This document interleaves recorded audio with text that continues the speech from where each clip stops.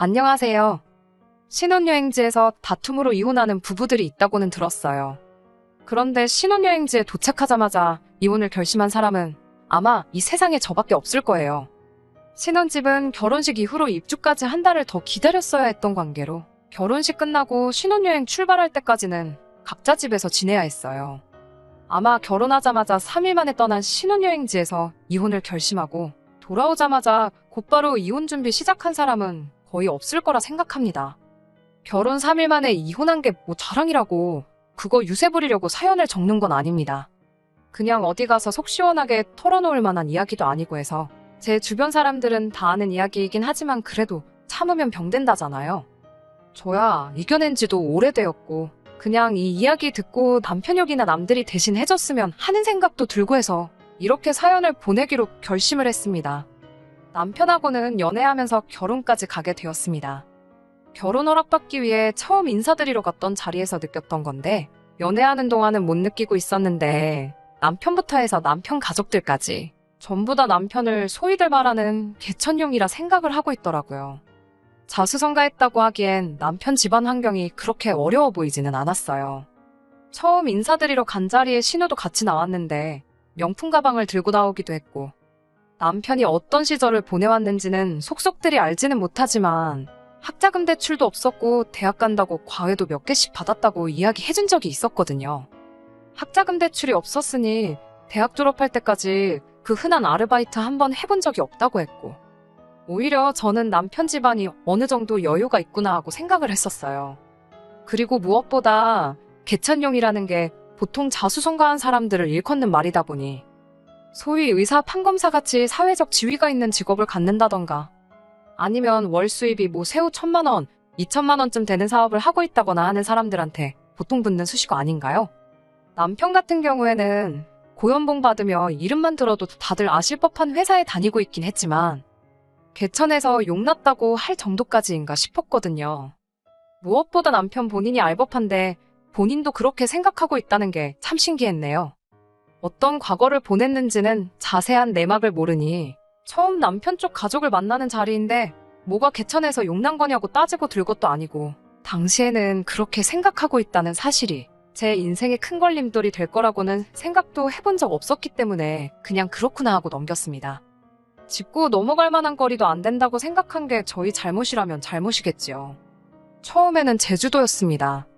결혼하기 전에 남편이 자기 가족들과 함께 여행을 다녀오고 싶다고 하더라고요.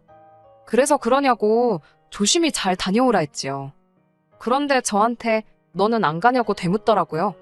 가족여행이라고 하지 않았느냐, 거기를 내가 왜 끼냐 했어요. 애초에 결혼 준비하면서 연차도 몇 개 미리 당겨 쓰기도 했고 결혼식이며 신혼여행 같은 거 생각하면 앞으로 휴가도 써야 하는데 아무리 연월차 15일에 휴가가 따로 나온다고 해도 넉넉한 유급 휴가 기간이 있다고 한들 앞으로 무슨 일이 생길지 모르는데 그걸 미리 끌어다가 홀랑 써버리고 싶지도 않았어요. 그리고 아무리 내 시부모 신우 한가족 될 사람들이라고 해도 불편한 건 결혼 전이나 후나 매한가지 아니겠어요? 결혼하고 나서라면 하는 수 없이 따라라도 가겠지만 결혼 전인데 후태여 거기까지 끌려가서 정신적인 스트레스 받으며 휴가를 보내고 싶지도 않았습니다. 남편은 그래도 부모님 챙기고 그러려면 제가 가는 게 좋을 것 같다 아쉬워하는데 그 말을 들으니 더더욱 가기 싫어지더라고요. 애초에 신우도 있고 아들, 딸 따라가는데 부모님을 예비며느리였던 제가 챙겨야 할 이유는 더더욱이 없는 거나 마찬가지니까요. 그래도 제가 무조건 가야 한다 우기지는 않더라고요. 그건 참 다행이라고 생각했는데 그 다음 주에 만나서는 저한테 한다는 소리가 가족여행은 잠시 연기했다고 하는 겁니다. 이유는 따로 말해주지 않았는데 안 좋은 촉이 오긴 했어요. 이 인간이 기어이 나를 데리고 같이 가려나 보다 싶었지요. 그걸 굳이 꾸역꾸역 날짜까지 미뤄가며 내가 당신 부모님 수발들게 만들어야 하는 거냐 따졌더니 그런 건 아니랍니다. 그래서 저는 일단 올해는 앞으로 결혼식 후에 있을 신혼여행 말고는 어디 놀러 간다고 연월차나 휴가 신청을 하지는 않을 거다 하고 딱 잘라 말했습니다. 생각보다 흔쾌히 그러라고 대답하길래 저는 남편이 제 입장에서 어느 정도 생각해보고 제가 불편할 걸 알고 제주도 여행을 취소했구나 그렇게 생각했어요. 오히려 감동스럽기까지 했지요. 그런데 그런 꿍꿍이가 있었다니 참으로 놀랄 노짜입니다. 양가 축복 속에 성대한 결혼식을 올렸어요. 신혼여행은 결혼식 날짜 3일 뒤인 화요일에 맞춰서 출발하기로 했습니다. 조금이라도 아끼겠다고 비행기표가 가장 저렴한 날에 출발하기로 했던 거예요. 신혼집도 잔금 문제로 아직 완전히 구해진 상황도 아니었기에 결혼식 끝나고는 각자 집으로 돌아갔어요. 3일 뒤에 공항에서 남편과 만났습니다. 그때까지만 해도 신혼인데 같이 한 집에서 살지도 못하고 각자 집에서 지내고 있는 게 엄청 아쉬웠었거든요. 그런데 신혼여행지에 딱 도착하고 나니까 그 생각이 바뀌는데 5분도 걸리지 않았습니다. 입국 수속 마치고 입국장에 들어서는 순간 익숙한 얼굴들이 저희를 마중 나와 있었거든요. 저는 정말 경악을 금치 못했습니다. 시부모님의 신우까지 더해서 입국장에서 쌍수를 들고 저희를 열렬히 환영해주고 있었으니 말이에요.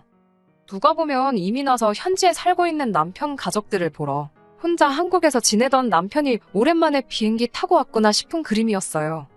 저는 어안이벙벙해서 남편한테 이게 무슨 경우냐고 따졌지요.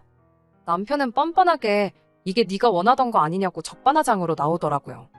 세상 어느 누가 미쳤다고 인생에 한 번뿐인 신혼여행을 시가족들하고 같이 보내고 싶어 했겠냐 따지니 남편은 제주도 이야기를 꺼내더군요. 생각해보니 제가 틀린 말 한 거 하나도 없다고. 앞으로 무슨 일이 생길지 모르는데 자기도 가족여행에 휴가를 다 써버리느니 어차피 저랑 신혼여행 올 건데 가족여행지를 옮기면 되는 거였구나 하는 생각이 들었다네요. 그게 그러자고 한 소리가 아닌 거 알고 있으면서 능청스럽게 연기를 하는 거 보니 속에서 천불이 나더라고요. 그래도 한번 참아보려고 했어요. 제가 이렇게 화낼 줄은 몰랐을 테니 좀 이야기하면 생각이나마 바꾸지 않겠나 싶어서요. 그러면 우린 우리대로 신혼여행 온 거 둘이서 신혼여행 즐기고 시부모님은 신우가 있으니까 당신 가족들은 따로 휴가를 즐기면 어떻겠냐 제안을 했습니다. 집에 갈 때 공항에서 만나서 비행기 타고 같이 돌아가면 되는 거 아니겠냐고요. 그랬더니 남편이 정색을 하면서 저한테 여기까지 와서 분위기를 이렇게 잡쳐야겠냐며 따지고 들더라고요. 제주도 때 결혼 전이니까 거절했던 거 그렇다 쳐도 이제 결혼식 올렸으니까 너 이 집 며느리 아니냐고. 며느리가 시부모님 데리고 여행도 다니고 필요한 거 챙겨드리고 해야지 그걸 벌써부터 신우한테 떠넘길 생각을 하냐는 거예요. 신우도 너보다 어른이라고. 너가 같이 모셔야 할 사람 중에 하나인데 부려먹을 생각이 드냐면서 사람들 다 보는 거 아랑곳하지도 않고 큰 소리를 치는 겁니다. 그러면서 너는 이제 시집 왔으니 모르겠지만 이 여행이 우리 가족들한테 얼마나 큰 의미인 줄은 아느냐며 입에 개거품을 물면서 지 과거 이야기를 꺼내는데 얼척이 다 없더군요. 지 가족들이 자기 공부시켜서 좋은 직장 취직시킨다고 얼마나 노력한 줄 아냐고. 가족들이 정말 나 하나만 바라보고 살았다고. 누나도 대학 안 가고 아르바이트 하면서 내 과외에 비해 학비에 다 도와줬고 부모님도 여태 아끼고 고생했던 거 이제서야 보상받는다는 느낌으로 아주 큰맘 먹고 기획한 여행인데 이러면 안 된다는 겁니다. 애초에 제가 제주도를 따라갔으면 이런 일이 없었을 거라는 거예요. 일이 이렇게 된 게 다 제 탓이고 이제 며느리니까 투정 부리지 말고 지 부모님을 챙기라고 하는 겁니다. 입에 거품이 날 때까지 고작 떠든다는 말이 또 이 집 며느리 됐으니까 내 식구들 알아서 수발들라는 소리를 저렇게 길게 풀어 말한 거였어요. 그래서 그게 내가 알 바냐고 따졌습니다. 자꾸 과거가 어려웠고 힘들었다 하는데 너보다 더 어려워서 학원도 못 가고 과외 못 받고 그래도 주경야독해서 좋은 대학 가는 사람 천지에 깔렸다고. 그리고 자꾸 개천용 하는데 누가 보면 어디 회사에서 월급으로 몇 억씩 주고 모시고 쓰는 줄 알겠다고. 내가 다니는 회사보다 좋은 회사 다니니 더 말은 안 하겠는데 그런 회사 다니는 거 너 혼자만이 아니라고.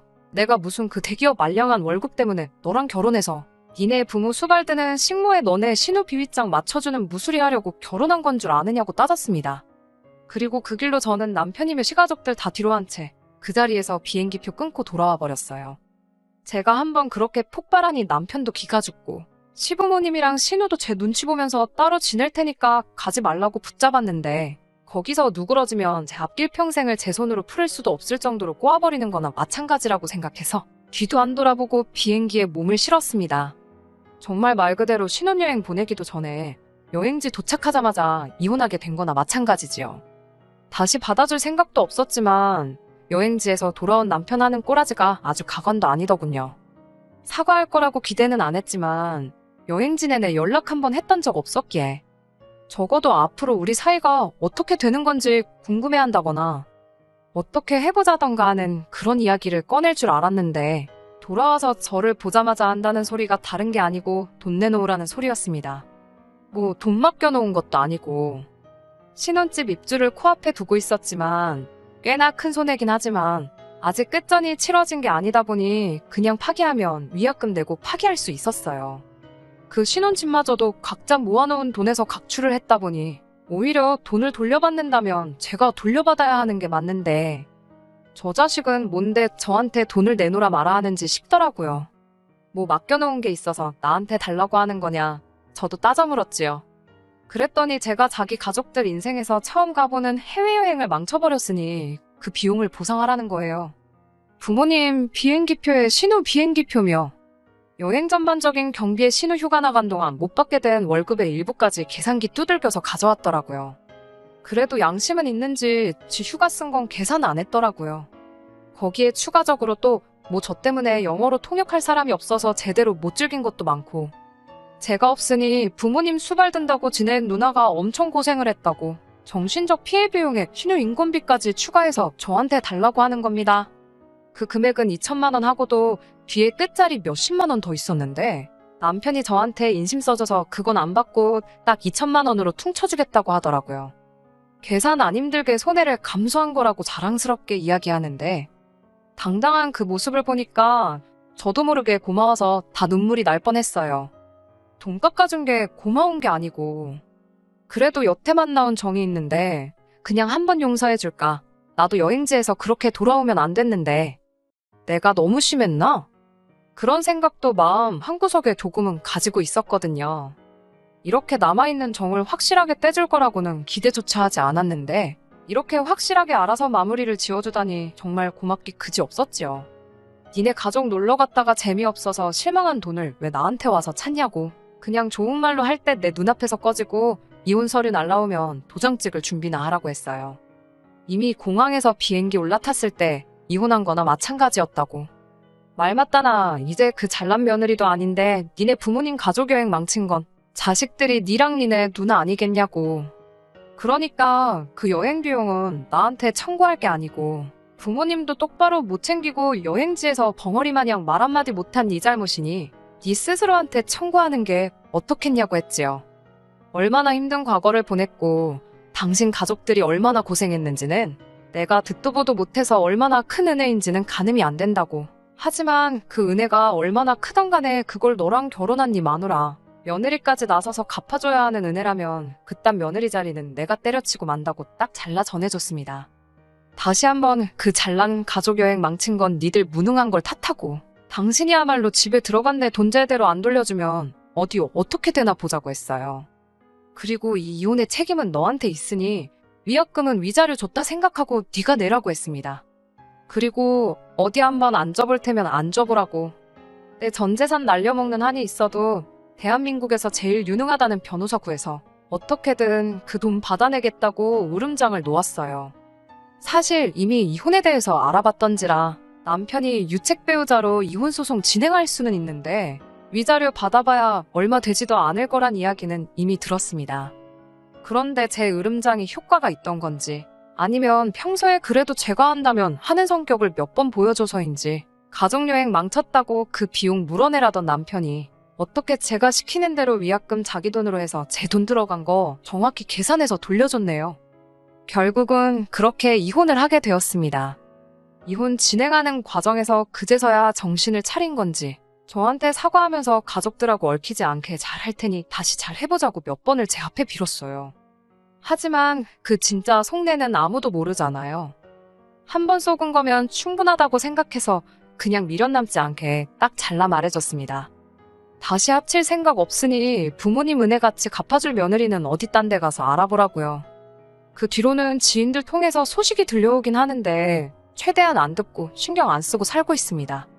할 말 다 하고 쪽내서 속은 후련한데 결혼하자마자 이혼해버렸으니 이럴 줄 알았으면 혼인신고 좀 더 살아보고 할 걸 그랬다 하는 후회가 있긴 하네요. 다들 왜 살아보고 혼인신고 해라 그러는지 그 이유를 대충 알겠더라고요. 그래도 결혼식까지 올렸는데 나중에 제가 다시 결혼하게 된다면 혼인신고 안 했다는 사실을 숨기는 것보다 그냥 당당하게 있는 게 더 나은 것 같기도 해요. 지인들 통해 들은 말로는 남편은 벌써 새장가 준비를 하는 건지 여기저기 선자리도 알아보고 소개 자리도 다 나가는 것 같더라고요. 그런데 웃긴 게 남편은 상대방한테 이혼했다는 사실 숨기고 결혼 목전에 두고 성격 차이로 파혼하게 되었다. 뭐 그런 식으로 이야기를 하고 다닌다나 봐요. 딱히 그 사실이 중요한 건 아니지만 그래도 벌써부터 만나는 사람들한테 거짓말 살살 하는 거 보면 결혼 3일 만에 이혼까지 당하고도 정신을 못 차린 것 같아요. 아직도 부모님과 신우가 자기한테 베풀어준 큰 은혜에 대신 보답해줄 무수리 식모를 구하러 다니는 거겠죠? 열심히 했으면 좋겠습니다. 그런 식으로 결혼해봤자 그 끝엔 또 한 번의 이혼이 기다리고 있다는 사실은 그때 가서 깨닫게 되겠지만 말이에요. 끝까지 들어주셔서 감사합니다. 오늘의 사연은 여기까지입니다. 구독과 좋아요, 알람 설정 부탁드리고 더 좋은 사연으로 다시 찾아뵙겠습니다. 감사합니다.